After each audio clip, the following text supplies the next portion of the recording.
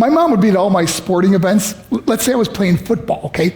My mother would be on the sidelines, and if the play on the field started going one way, my mother would run along like, Mark, get him, get him. I'd be like, oh my gosh.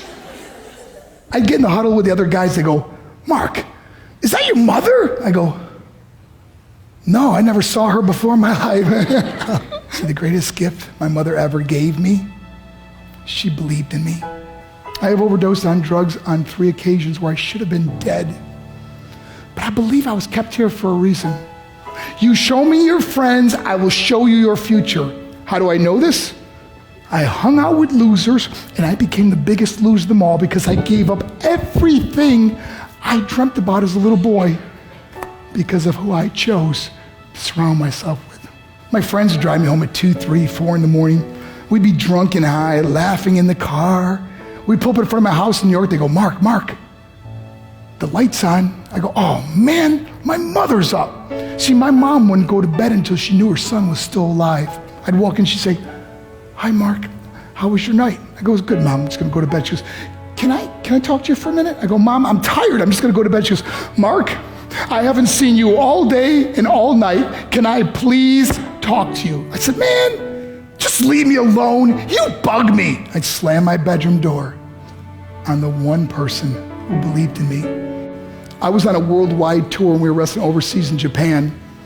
After my wrestling match, I went upstairs in my hotel room and I fell asleep. There was a knock at my door at 3 o'clock in the morning. I got out of bed and I looked through the safety window and I could see it was a Japanese promoter. So I opened the door and he said, Mark, you need to call home. There's been an emergency. I went and got on the hotel room phone. I called back to the United States. I said, hey, what's going on? They said, Mark, I don't know how to tell you this. I said, just tell me what happened.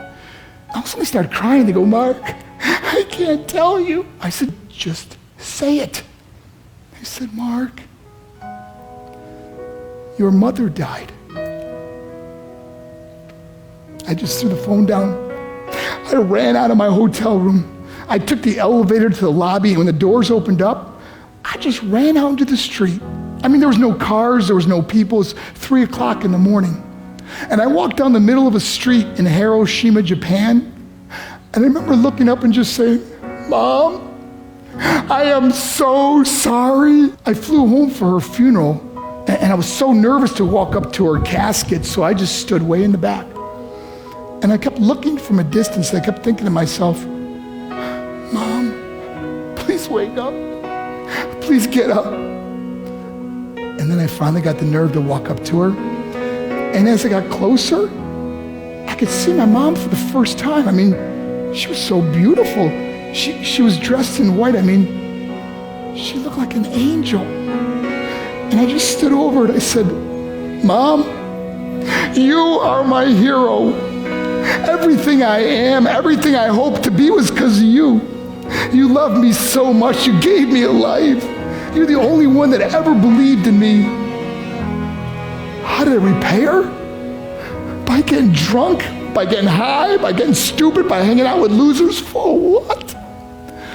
All she ever wanted to do was talk to me. I wish I could talk to you now, Mom. I wish you could see what I'm doing. Why couldn't I have been a better son? We are defined by our choices. But if you surround yourself with people involved in drugs and alcohol and pills, it's a dead end. I'm not here to preach to you. I'm here to tell you I lived that life. It leads to broken hearts, broken relationships, broken dreams, and death. For what? To get high? If you have a mother or a father, when you go home, tell them how much you love them. See, my whole life was about being rich and famous. I had to be a millionaire. I had to win the race. I had to win the race at the expense of my marriage, my family, my friends. For what?